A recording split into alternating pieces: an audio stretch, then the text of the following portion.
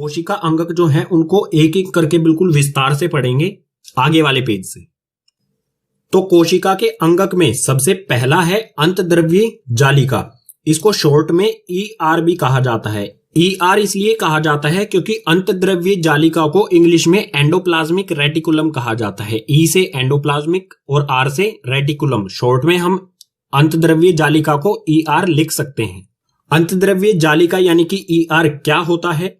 यह झिल्ली युक्त नालिकाओं तथा शीट का एक विशाल तंत्र होता है। यह झिल्ली से बना होता है। नालिकाओं यानी कि इसमें कुछ जगह होती है जिसमें कुछ पदार्थ जो है एक जगह से दूसरी जगह जा सकता है। इसका ये एक बहुत बड़ा सा तंत्र होता है। आप यहाँ पर डायग्राम में देख सकते हैं, ये है यहाँ पर लाल रंग का जो है केंद्रक। केंद्रक के बाहर जो ये नीले रंग की है ये है केंद्रक झिल्ली, और केंद्रक झिल्ली के बिल्कुल पास में आपको इस तरह की संरचना दिखाई देगी। ये जो संरचना है यही क्या है? हमारी अंतद्रव्यीय जालिका। ये पीले रंग में जो है अंतद्रव्यीय जालिका दो तरह की होती है। पहला चिकनी अंतद्रव्यीय जालिका जिसे शॉर्ट फॉर्म में SER कहते हैं यानी कि स्मूथ एंडोप्लाज्मिक रेटिकुलम, और दूसरी होती है खुरदरी अंतद्रव्यीय जालिका जिसे इंग्लिश में रफ एंडोप्लाज्मिक रेटिकुलम कहते हैं। शॉर्ट फॉर्म में हो जाएगा RER। चिकनी अंतद्रव्यीय जालिका के बारे में देख लेते हैं। ये झिल्ली व नालिकाओं से बनी होती है। ये लिपिड बनाने में मदद करती है और इसमें राइबोसोम्स कम होते हैं। जो चिकनी अंतद्रव्यीय जालिका यानी कि SER होती है, इसमें क्या होता है? झिल्ली और नालिकाओं ये इन दोनों चीजों से बनी होती है। चिकनी अंतद्रव्यीय जालिका जो है लिपिड बनाने में मदद करती है। लिपिड एक तरह से भोजन होता है कोशिका के लिए, तो ये क्या करती है? लिपिड यानी कि भोजन बनाने में मदद करती है। और जो चिकनी अंतद्रव्यीय जालिका होती है इसमें राइबोसोम्स जो है वो कम होते हैं। राइबोसोम क्या होते हैं बिल्कुल लास्ट में बताऊंगा आपको। बिल्कुल इसी तरह से खुरदरी अंतद्रव्यीय जालिका क्या होती है? ये सिस्टर्नी व नलिकाओं से बनी होती है। सिस्टर्नी वो होता है जिसमें बिल्कुल बारीक बारीक छेद होते हैं। तो बिल्कुल बारीक बारीक छेद होते हैं और इसमें भी नालिकाएं होती हैं जिनमें कोई भी पदार्थ एक जगह से दूसरी जगह चला जाता है। खुरदरी अंतद्रव्यीय जालिका जो होती हैं वो प्रोटीन बनाने में सहायता करती हैं। जो खुरदरी अंतद्रव्यीय जालिका है इसमें राइबोसोम्स जो है बहुत अधिक मात्रा में होते हैं। अब राइबोसोम्स आप कैसे देख सकते हैं? देखो, ये जो जालिका है अंतद्रव्यीय जालिका है, इसके ऊपर आपको पीले पीले से गोल गोल बिंदु से आपको दिखाई दे रहे होंगे, यही है इसमें राइबोसोम्स। तो ये वाली कौन सी जालिका हो जाएगी? खुरदरी अंतद्रव्यीय जालिका, क्योंकि इस पे बहुत सारे राइबोसोम्स हैं। अंतद्रव्यीय जालिका को समझने के बाद अब है अंतद्रव्यीय जालिका के कार्य। इसमें सबसे पहला है यह कोशिका द्रव्य तथा केंद्रक के बीच परिवहन का कार्य करती है। कोई भी पदार्थ कोशिका द्रव्य से अगर केंद्रक में जाना हो या केंद्रक से कोशिका द्रव्य में आना हो तो उसे पहुंचाने का कार्य कौन करता है? अंतद्रव्यीय जालिका।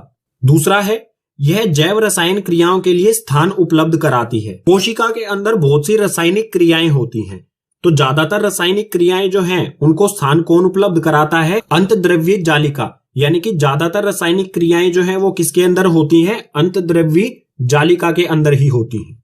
आगे है यह वसा स्टेरॉइड कोलेस्ट्रॉल के पाचन में मदद करती है। जो भी कोशिका के अंदर वसा यानी कि फैट, स्टेरॉइड या कोलेस्ट्रॉल होता है, ये हानिकारक चीजें होती हैं, तो इन तीनों चीजों का पाचन करने में मदद करती है। पाचन यानी कि इन तीनों चीजों को ये खत्म कर देती है। इसके बाद है यह कोशिका में विष तथा दवा को खत्म करने में मदद करती है। कोशिका में किसी भी तरह का विष यानी कि जहर जो होता है या फिर कोई हानिकारक दवा है तो उसे भी खत्म करने का काम होता है अंतद्रव्यीय जालिका का। अब यहां पर हमें दो लाइनें और दी गई हैं, इन्हें और समझ लेते हैं। कुछ प्रोटीन तथा लिपिड से कोशिका झिल्ली का निर्माण किया जाता है। इस निर्माण प्रक्रिया को बायोजेनाइसिस कहा जाता है।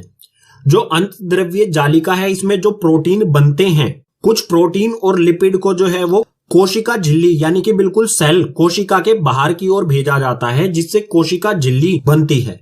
और इस कोशिका झिल्ली बनने की प्रक्रिया को ही कहा जाता है बायोजेनाइसिस। कोशिका का दूसरा अंगक है गोल्जी उपकरण। ये क्या होता है? यह पतली झिल्ली युक्त पुटिकाओं का समूह है। पुटिकाएं एक दूसरे के ऊपर समांतर होती हैं जिसे कुंडिका कहते हैं। गोल्जी उपकरण कुछ इस तरह का होता है। इसमें जो आपको ये लाइन सी दिख रही है ना, इस तरह से आपको लाइन सी दिख रही है, ये क्या है? इसमें पुटिकाएं हैं। पुटिकाओं के बाहर एक झिल्ली है, पतली सी झिल्ली वाली इसमें पुटिकाएं हैं, और ये पुटिकाएं जो है आपस में एक दूसरे के क्या है, यहाँ पर आप देख सकते हैं समांतर हैं, और इन्हीं समांतर पुटिकाओं को कुंडिका कहा जाता है। और ये कुंडिकाएं मिलके गोल्जी उपकरण का निर्माण करती हैं। इसका नाम थोड़ा अजीब सा है, गोल्जी उपकरण, जो कि एक साइंटिस्ट के नाम पर ही रखा गया है। अब है कार्य, यानी कि गोल्जी उपकरण के क्या क्या कार्य होते हैं। तो इसमें सबसे पहला है ER, यानी कि एंडोप्लाज्मिक रेटिकुलम, अगर हिंदी में कहें तो अंतद्रव्यीय जालिका। अंतद्रव्यीय जालिका में संश्लेषित पदार्थ को यह पैक करते हैं। जो ER यानी कि अंतद्रव्यीय जालिका में प्रोटीन या फिर लिपिड का निर्माण होता है, वो लिपिड या फिर प्रोटीन को भेज देते हैं गोल्जी उपकरण में। गोल्जी उपकरण का काम क्या होता है, जो भी इसके पास भेजा गया है अंतद्रव्यीय जालिका से, उसको ये पैक कर देती है। पैक करने के बाद उस लिपिड या फिर प्रोटीन को कोशिका के अलग अलग अंगों तक भेजती है, जहां पर जितनी जरूरत होती है उस हिसाब से सभी जगहों पर कोशिकाओं में ये भेज देती है। आगे है लाइसोसोम का निर्माण। गोल्जी उपकरण जो है ये लाइसोसोम का निर्माण भी करते हैं। अब लाइसोसोम क्या होता है ये आगे आएगा, वहां पर इसे डिटेल में पढ़ेंगे। तो अभी आप इतना ही याद रखें कि गोल्जी उपकरण जो है वो लाइसोसोम का निर्माण भी करते हैं। उसके बाद है यह पदार्थ को पुटिकाओं में संचित तथा रूपांतरित भी करते हैं। जो भी पदार्थ गोल्जी उपकरण के पास आता है उस पदार्थ को ये इन पुटिकाओं में संचित यानी कि स्टोर कर लेते हैं, इकट्ठा कर लेते हैं और उनको रूपांतरित भी कर सकते हैं। कोशिका का तीसरा अंगक है लाइसोसोम। लाइसोसोम को आत्मघाती थैली भी कहा जाता है। तो लाइसोसोम क्या होते हैं? गोल्जी उपकरण द्वारा इसका निर्माण होता है। इसमें बहुत शक्तिशाली पाचनकारी एंजाइम होते हैं। आपको पीछे वाले पेज पर ही बताया गया था लाइसोसोम का निर्माण कौन करता है, गोल्जी उपकरण। जो लाइसोसोम होते हैं इसमें बहुत पावरफुल, शक्तिशाली यानी कि पावरफुल पाचनकारी एंजाइम होते हैं, जो किसी के भी संपर्क में आते ही उसको पचा लेते हैं, बिल्कुल खत्म कर देते हैं, नष्ट कर देते हैं। अब देखते हैं लाइसोसोम के कार्य। तो लाइसोसोम का पहला और मुख्य कार्य क्या होता है, ये कोशिका को साफ करते हैं। कोशिका में कुछ भी अपशिष्ट पदार्थ है, कचरा है किसी भी तरह का, चाहे वो अंगक का कोई पुराना हिस्सा हो, उन सबको साफ करने का काम जो है वो लाइसोसोम का होता है। आगे दिया है ये कोशिका अंगक के टूटे फूटे भागों को पाचित करते हैं। कोशिका में जो भी अंगक होते हैं उसके पुराने वाले जो हिस्से, टूटे फूटे हिस्से जो होते हैं, उनको पाचित करते हैं या फिर उनको कोशिका से बाहर निकाल देते हैं। उसके बाद है कोशिका को नुकसान पहुंचाने वाले पदार्थों का पाचन भी करते हैं। कोई भी ऐसा पदार्थ है जो कोशिका को नुकसान पहुंचा सकता है, चाहे वो बाहर से आने वाला पदार्थ हो या कोशिका के अंदर ही कोई ऐसा पदार्थ हो, उन सभी पदार्थों का पाचन यानी कि खात्मा कर देता है लाइसोसोम। खात्मा क्यों कर पाता है ये? क्योंकि इसमें बहुत शक्तिशाली पाचनकारी एंजाइम होते हैं। अब लाइसोसोम से संबंधित ही आपके लिए एक प्रश्न है। मैंने शुरू में कहा था लाइसोसोम को आत्मघाती थैली कहा जाता है, तो आपके लिए यहां पर एक प्रश्न लिखा गया है, लाइसोसोम को आत्मघाती थैली क्यों कहा जाता है? ये आप कमेंट करके नीचे बताएं। अगर आपको आता है तो बहुत अच्छी बात है, अगर नहीं आता है तो पार्ट 2 में इसका उत्तर मैं आपको दूंगा। कोशिका का चौथा अंगक है माइटोकॉन्ड्रिया। माइटोकॉन्ड्रिया को कोशिका का पावर हाउस भी कहा जाता है और कोशिका का बिजली घर भी कहा जाता है। क्यों कहा जाता है? क्योंकि माइटोकॉन्ड्रिया जो है वो कोशिका को सभी तरह की ऊर्जा प्रदान करता है। तो माइटोकॉन्ड्रिया के बारे में हमें यहां पर दिया है, ये केवल यूकार्योटिक कोशिकाओं में ही उपस्थित होते हैं। यह दोहरी झिल्ली से बना होता है। बाहरी झिल्ली छिद्रित होती है और भीतरी झिल्ली वलित होती है। माइटोकॉन्ड्रिया जो है वो सिर्फ यूकार्योटिक कोशिकाओं में ही होता है। माइटोकॉन्ड्रिया में 2 झिल्लियां होती हैं। बाहर वाली झिल्ली जो है वो छिद्रित होती है, यानी कि इसमें छोटे छोटे छेद होते हैं, और जो भीतर वाली झिल्ली, अंदर वाली झिल्ली होती है वो वलित यानी कि फोल्ड होती है, कुछ तह सी लगी होती है, कुछ इस तरह से। ये जो संरचना मैंने बनाई है ये क्या है, वलित है। कुछ इसी प्रकार से अंदर वाली इसकी झिल्ली होती है माइटोकॉन्ड्रिया की। माइटोकॉन्ड्रिया का डायग्राम भी कई बार एग्जाम में पूछा गया है। तो इसकी संरचना कुछ इस प्रकार से होती है। जो लाल वाली आपको यहाँ पर ये दिख रहा है चारों तरफ, ये है इसकी बाहरी झिल्ली। इस पर आप देख सकते हैं यहाँ पर कुछ गहरे गहरे से बिंदु लगे हुए हैं। ये है इसमें बिल्कुल छोटे छोटे छिद्र यानी कि छेद। उसके बाद है ये अंदर वाली भीतरी झिल्ली, जो है किस तरह की है, सफेद से रंग की नहीं है, कुछ इस तरह से है, फोल्ड है आपस में। इस झिल्ली को कहा जाता है भीतरी झिल्ली।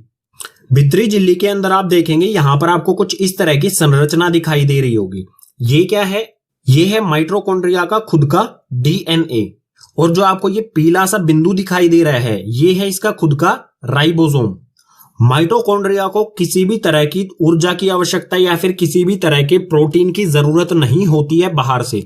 ये सभी तरह का निर्माण जो है अपने लिए खुद करता है। अब आगे वाले पेज पर देख लेते हैं माइटोकॉन्ड्रिया के क्या क्या कार्य होते हैं। तो यहां पर है माइटोकॉन्ड्रिया के कार्य। माइटोकॉन्ड्रिया का सिर्फ एक ही कार्य है, वो क्या है? इसका मुख्य कार्य ऊर्जा को एटीपी के रूप में जमा करना है। माइटोकॉन्ड्रिया ऊर्जा को एटीपी के रूप में जमा करके रखता है, जब जरूरत होती है उसको अलग अलग कोशिकाओं को भेजता रहता है। और ये एटीपी होता क्या है? एटीपी होता है एंडिनोसाइन ट्रीफॉस्फेट। इसको हिंदी में भी एंडिनोसाइन ट्रीफॉस्फेट ही कहा जाएगा। इसमें हमें आगे यहां पर एक बिंदु और दिया गया है। माइटोकॉन्ड्रिया का अपना डीएनए और राइबोसोम होते हैं, जो मैं आपको पीछे वाले पेज पर ही बता चुका हूं, डायग्राम में दिखा भी चुका हूं। कोशिका का 5वां अंगक है प्लेस्टिड। प्लेस्टिड को लवक भी कहा जाता है। लवक का मतलब होता है रंग। तो प्लेस्टिड क्या होता है? ये केवल पादप कोशिकाओं में होते हैं। इनका अपना डीएनए और राइबोसोम होते हैं। जो प्लेस्टिड हैं, ये सिर्फ पादप यानी कि पेड़ पौधों की कोशिकाओं में ही होता है और इनका अपना खुद का डीएनए और राइबोसोम होता है, माइटोकॉन्ड्रिया की तरह ही। आगे है प्लेस्टिड 3 प्रकार के होते हैं और वो कौन कौन से हैं? पहला है इसमें ल्यूकोप्लास्ट, दूसरा है क्रोमोप्लास्ट और तीसरा है क्लोरोप्लास्ट। ल्यूकोप्लास्ट के बारे में हमें दिया है, यह सफेद रंग का होता है और जमीन के नीचे वाली कोशिकाओं में पाए जाते हैं। ल्यूकोप्लास्ट का रंग जो है वो बिल्कुल सफेद होता है और पादप का वह भाग जो जमीन के नीचे होता है, उनकी कोशिकाओं में ल्यूकोप्लास्ट पाया जाता है। तो पादप यानी कि पेड़ पौधों का कौन सा भाग जमीन के नीचे होता है? जड़। तो ये ल्यूकोप्लास्ट जो है जड़ों में पाया जाता है। आगे है क्रोमोप्लास्ट। क्रोमोप्लास्ट के बारे में दिया है, ये लाल व भूरे रंग के होते हैं और तने वाली कोशिकाओं में पाए जाते हैं। क्रोमोप्लास्ट जो है ये लाल या फिर भूरे यानी कि ब्राउन कलर के होते हैं और ये तने के साथ साथ जो टहनियां होती हैं, उन सभी की कोशिकाओं में ये पाए जाते हैं। इसके बाद है क्लोरोप्लास्ट। क्लोरोप्लास्ट के बारे में है, ये हरे रंग के होते हैं और ऊपरी कोशिकाओं में पाए जाते हैं। क्लोरोप्लास्ट का रंग जो है वो हरा होता है। ये ऊपरी कोशिकाएं जो पादप होते हैं, उनकी ऊपरी कोशिकाएं यानी कि जो पत्ती होती हैं, हरा रंग जहां पर भी होता है पादप यानी कि पौधे में, वहां पर ये क्लोरोप्लास्ट पाया जाता है। अगले पेज पर देख लेते हैं प्लेस्टिड जो होता है, इसके क्या क्या कार्य होते हैं, काम होते हैं। तो यहां पर है प्लेस्टिड के कार्य। प्लेस्टिड अलग अलग प्रकार का होता है, तो उन अलग अलग प्रकार के प्लेस्टिड क्या क्या काम करते हैं? तो यहां पर है क्रोमोप्लास्ट और क्लोरोप्लास्ट, इन दोनों के क्या कार्य होते हैं? यह सूर्य तथा CO2 यानी कि कार्बन डाइऑक्साइड की उपस्थिति में प्रकाश संश्लेषण प्रक्रिया से भोजन का निर्माण करते हैं। जो कोशिका होती है वो सूर्य की धूप और कार्बन डाइऑक्साइड की उपस्थिति में प्रकाश संश्लेषण यानी कि फोटोसिंथेसिस प्रक्रिया जो होती है, उससे भोजन बनाती है। उसके बाद है ल्यूकोप्लास्ट का कार्य। ल्यूकोप्लास्ट का क्या कार्य होता है? यह प्रोटीन, तेल तथा वसा का भंडारण करता है। ल्यूकोप्लास्ट में प्रोटीन, तेल या फिर वसा यानी कि फैट, इन सभी चीजों का भंडारण यानी कि जमा हो जाती है ये सारी चीजें ल्यूकोप्लास्ट में। कोशिका का छठा और आखिरी अंगक है रसधानियां। रसधानियां जो है इसे रिक्तिका भी कहा जाता है। रसधानियां ठोस व तरल पदार्थों का संग्राहक थैलियां होती हैं। इनका आकार पादप कोशिकाओं में बड़ा और जंतु कोशिकाओं में छोटा होता है। जो रसधानियां हैं इसमें ठोस और कुछ तरल पदार्थ जो है वो इकट्ठा होते हैं, भरे रहते हैं। उनका भंडारण करती है, स्टोर करती है, अपने अंदर इकट्ठा करती है कुछ ठोस या तरल पदार्थों को।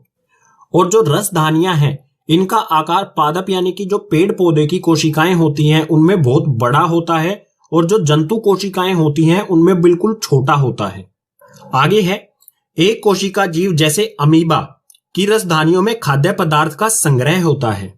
जो भी जीव कोशिकाएं होती हैं, जीव कोशिकाओं में रसधानियों का काम क्या होता है?